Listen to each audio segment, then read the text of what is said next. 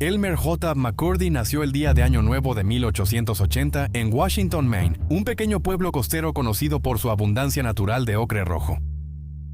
La madre de McCurdy, Sadie, era una joven soltera de 17 años que mantuvo en secreto la identidad del padre de Elmer.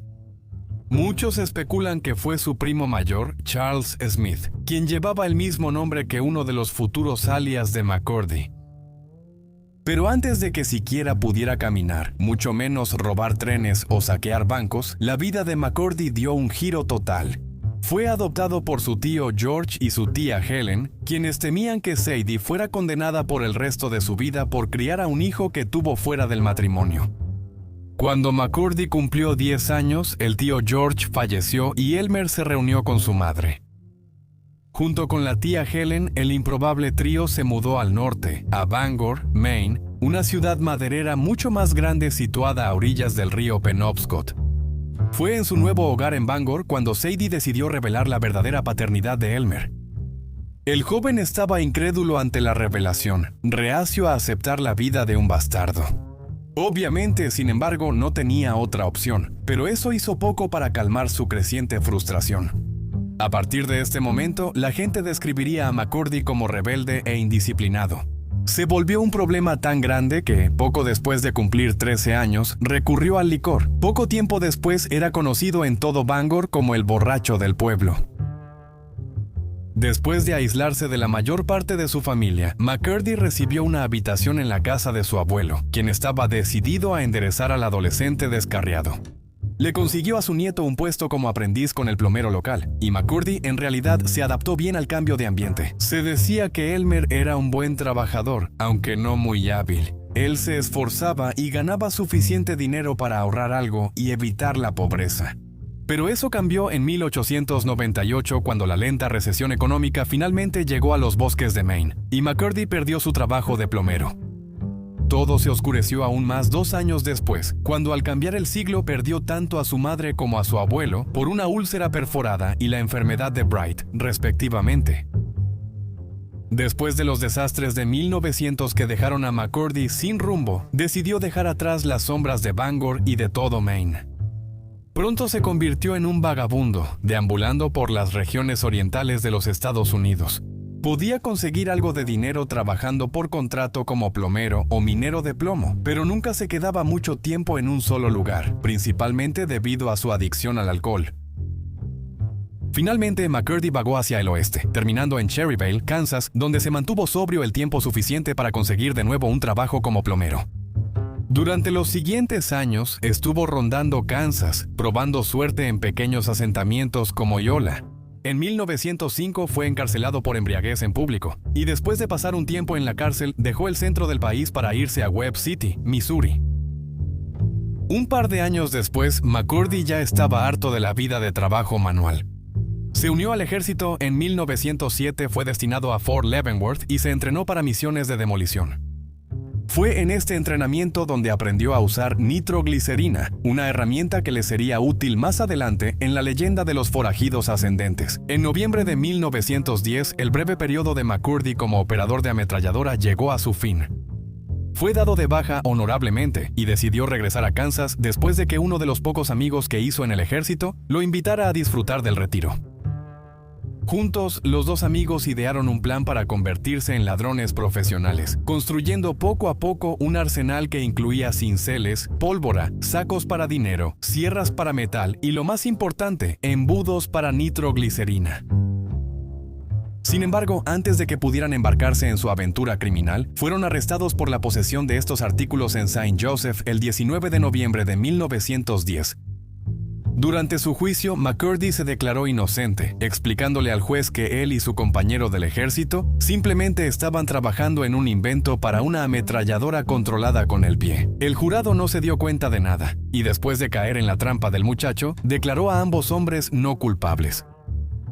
McCurdy quedó libre de sus cadenas, pero su sed de vivir al margen de la ley apenas comenzaba. Con los conceptos básicos de la fabricación de nitroglicerina bien aprendidos, McCurdy tenía suficiente confianza para implementar su uso en su nueva carrera como ladrón.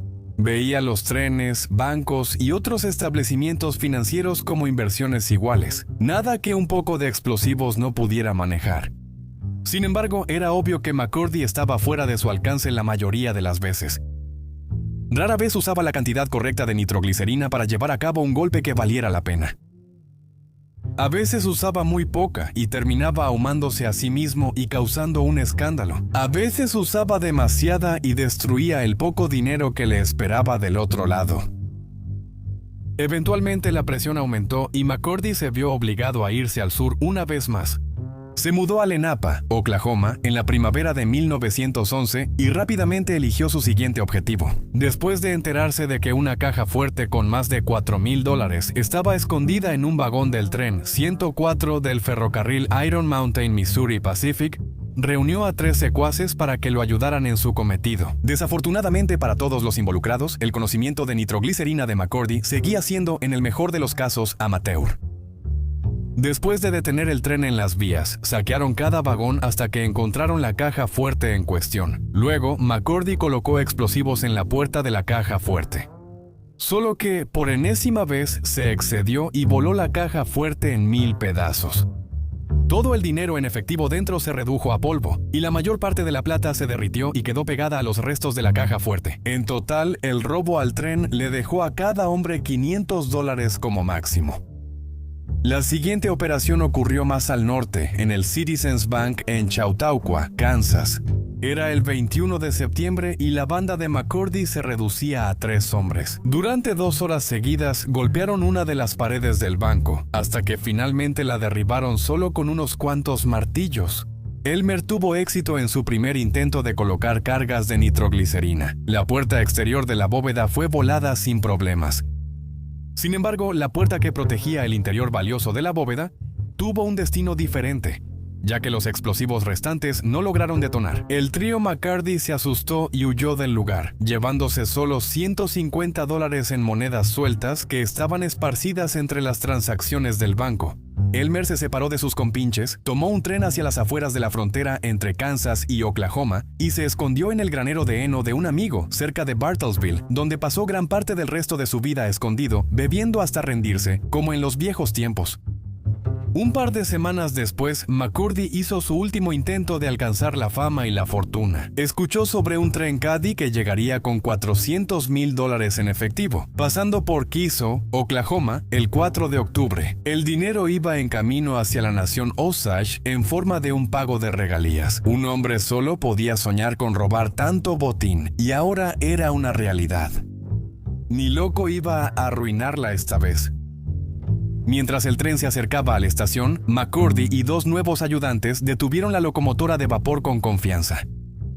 Pero para su horror, cuando subieron al primer vagón, se dieron cuenta de que por accidente habían detenido un tren de pasajeros. Sin querer irse con las manos vacías, McCurdy y compañía robaron los $46 que el encargado del correo llevaba consigo, junto con 2 garrafones de whisky, un abrigo viejo, el reloj de pulsera del conductor y un revólver de 6 tiros. Sin suerte y más derrotado que nunca, McCurdy regresó a duras penas al rancho de Charlie Rivard, donde lo esperaba su escondite clandestino.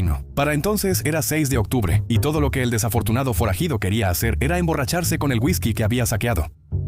Su cuerpo se estaba debilitando. Para ese momento había estado luchando contra la neumonía y lombrices intestinales. Mientras McCurdy se iba de juerga por última vez, las autoridades locales reunieron rápidamente suficiente información para poner a Elmer J. McCurdy como su principal sospechoso. Esa noche se ofreció una recompensa de $2,000, y un grupo de agentes de la ley fue enviado con rapidez. El 7 de octubre, mucho después del atardecer pero bastante antes del amanecer, el alguacil adjunto Dick Wallace y los hermanos Fenton, Bob y Stringer recorrieron el territorio circundante con la ayuda de sus fieles sabuesos. Los sabuesos llevaron al trío de agentes de la ley directamente hasta el mismo cobertizo de heno, en el que McCurdy se refugió. McCurdy, quien no era ajeno a la violencia, no estaba dispuesto a rendirse sin pelear. Lo siguiente es un extracto del Daily Examiner, narrado por el propio Sheriff Bob Fenton. Todo comenzó alrededor de las 7 en punto. Estábamos esperando a que saliera cuando le dispararon el primer tiro. La bala no me dio y luego él dirigió su atención a mi hermano, Stringer Fenton le disparó 3 veces a Stringer y cuando mi hermano se puso a cubierto, dirigió su atención a Dick Wallace. Siguió disparándonos a todos durante aproximadamente 1 hora. Nosotros respondíamos con disparos cada vez que podíamos. No sabemos quién lo mató. En el camino encontramos una de las garrafas de whisky que se llevaron del tren. Estaba casi vacía. Estaba bastante borracho cuando llegó al rancho anoche. Al final del enfrentamiento, Elmer McCurdy finalmente encontró su destino. Recibió un disparo en el pecho con una sola bala y murió a causa de su herida. Hasta el día de hoy se desconoce cuál de los 3 alguaciles disparó la bala fatal.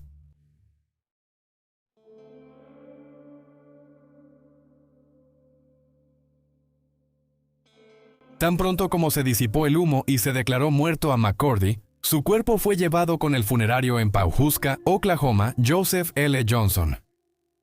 Por supuesto, nadie, ni de cerca ni de lejos, iba a reclamar el cuerpo, ya que la mayoría de la familia de McCurdy había muerto hacía mucho tiempo.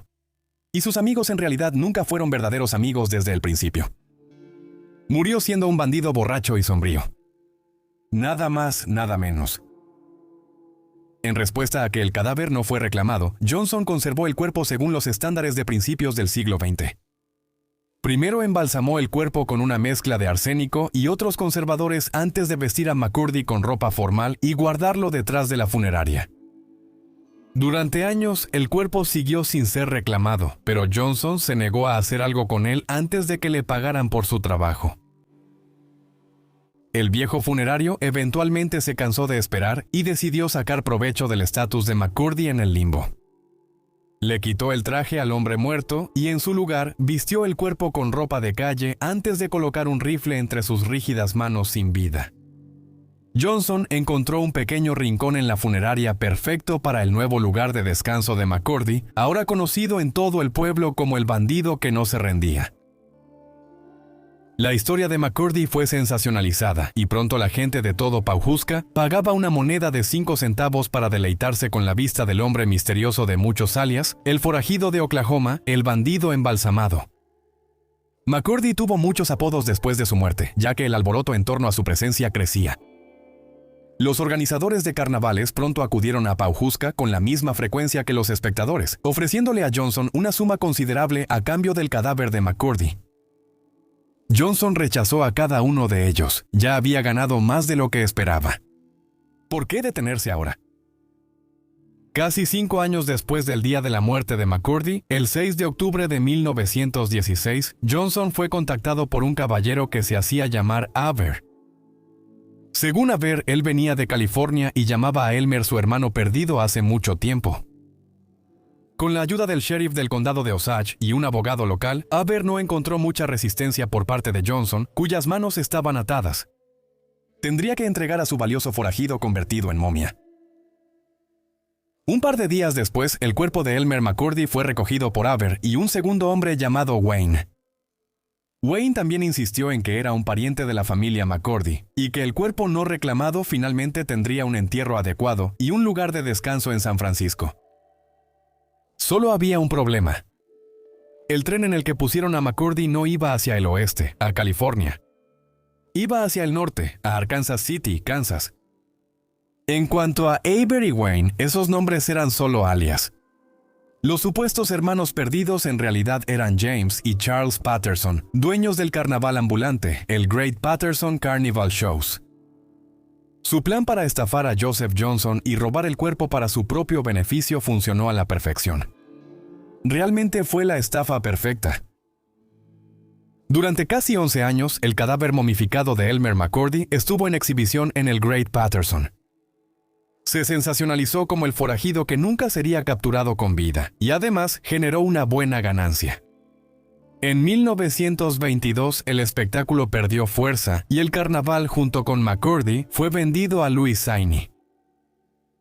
Inicialmente, el cuerpo de McCurdy tuvo un papel estelar en las exhibiciones mórbidas de la muerte organizadas por Sony, quien desfilaba al forajido fallecido junto a réplicas de cera de bandidos infames como Bill Doolin y Jesse James. Esta macabra compañía recorrió el país, cautivando al público con historias de ilegalidad e intriga. En la siguiente etapa de su viaje, el cuerpo momificado de McCurdy se convirtió en un peón en manos del director de cine Dwayne Esper, siendo lanzado al centro de atención para promover el sensacionalismo del cine de explotación. Promocionado como una figura trágica, supuestamente sucumbiendo a los vicios de la drogadicción, el cadáver de McCurdy se exhibía en los vestíbulos de los teatros. Esper luego les decía a los espectadores que su piel en descomposición era en realidad el resultado de una vida entera consumiendo drogas. Después de la muerte de Sonny, el folclore de McCurdy tomó un giro aún más extraño.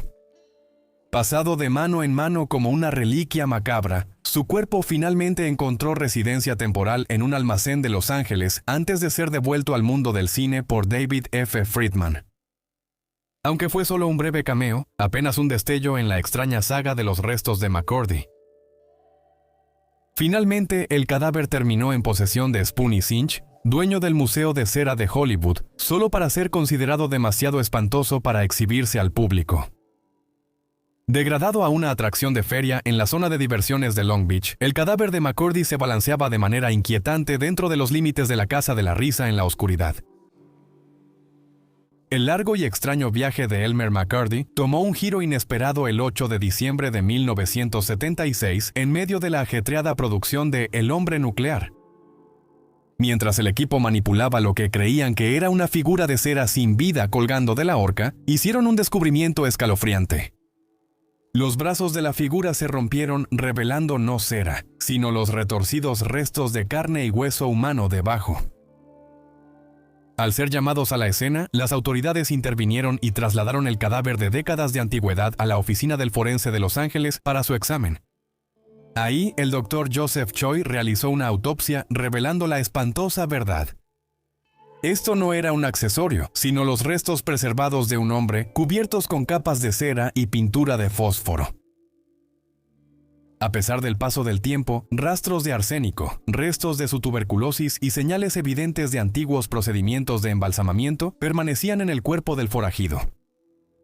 A través de análisis forenses, incluyendo registros dentales y otras técnicas modernas, el enigmático cadáver fue finalmente identificado como el de Elmer McCurdy.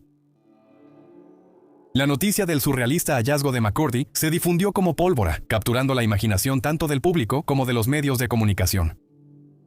En medio de ofertas de funerarias compasivas, fue Fred Olds, representando a la cuadrilla del territorio indígena de los Westerns de Oklahoma, quien finalmente obtuvo la custodia de los restos de McCurdy, decidido a otorgarle al forajido convertido en momia un lugar de descanso final digno de su extraña herencia. El 22 de abril de 1977, una procesión marchó hacia la sección Boot Hill del cementerio Summit View en Guthrie, Oklahoma.